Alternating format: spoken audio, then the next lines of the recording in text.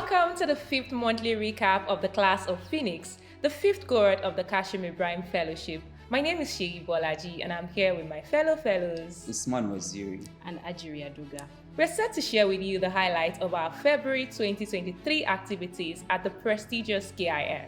We had several insightful and exciting events in February, which Usman and Ajiri will tell us more about using these colored sticky notes. Stay with us. Our first speaker series session. Okay, so tell us about our first speaker series session in February. The beautiful month of February started with a virtual speaker series session with Nigerian author and historian Dr. Max Cillian. Dr. Cillian talked about his personal journey from the corporate world to becoming a writer.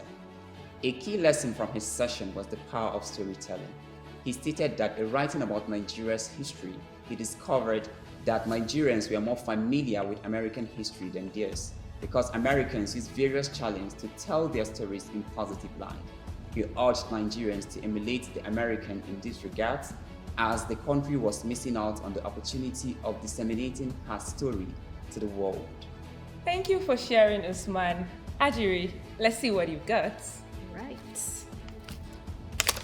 Systems Thinking Workshop. Great! Ajiri is ready to tell us about the insightful Systems Thinking Workshop. Such an instructive workshop. The Systems Thinking Workshop at Kaduna Business School, KBS, facilitated by Dr. Dahiru Sani, Director General of KBS, and Mr. Musa Megida, exposed fellows to the risks of tackling issues only from a linear thinking approach, which provides only one perspective and doesn't prepare one for unintended consequences. It was eye-opening to learn that a systemic thinking approach gives a holistic perspective, provides deeper insights to an issue, prepares one for unintended consequences, and coordinates action more effectively. Such an eye-opening workshop it was. Usman, what do you have? Let's see. Yeah. Brown bag meeting with KMDMC. Oh, brown bag meeting indeed. We had a brown bag meeting at Kaduna Markets Development and Management Company, KMDMC. Would you like to tell us about it and the key takeaway from the session? The Managing Director of Kaduna Markets Development and Management Company, KMDMC, Tamar Randu, and her team discussed the mandates, achievements, and challenges of the company with fellows. It was remarkable to learn that KMDMC has developed 24,000 shops and completed 7 markets across several local government areas in Kaduna State. It is commendable that the company improved its revenue from 158 million in 2016 to 1.61 billion in 2022.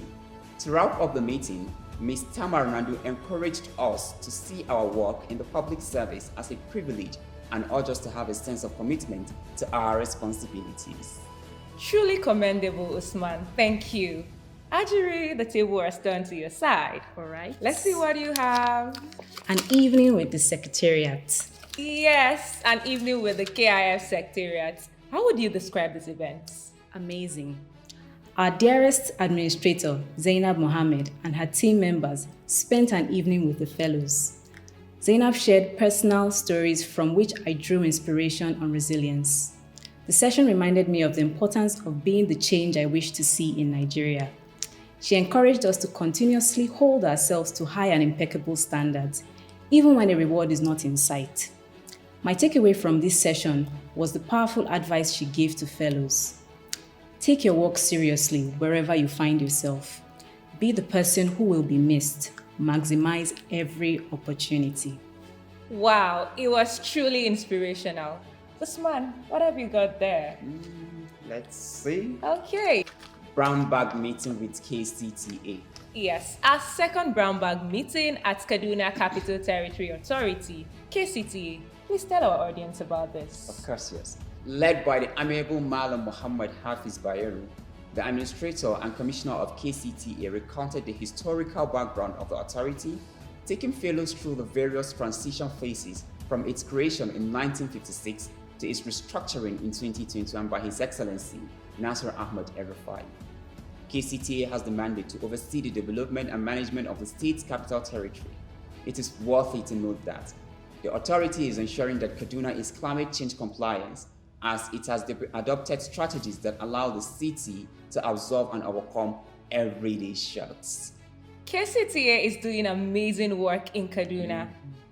Ajiri, so you have the last event. Let's see what you got. All right. Speaker series with Mira Mehta. Yay! Our second speaker series session. Tell us about the inspiring session with Mira Mehta, CEO and MD of Tomato Juice Company.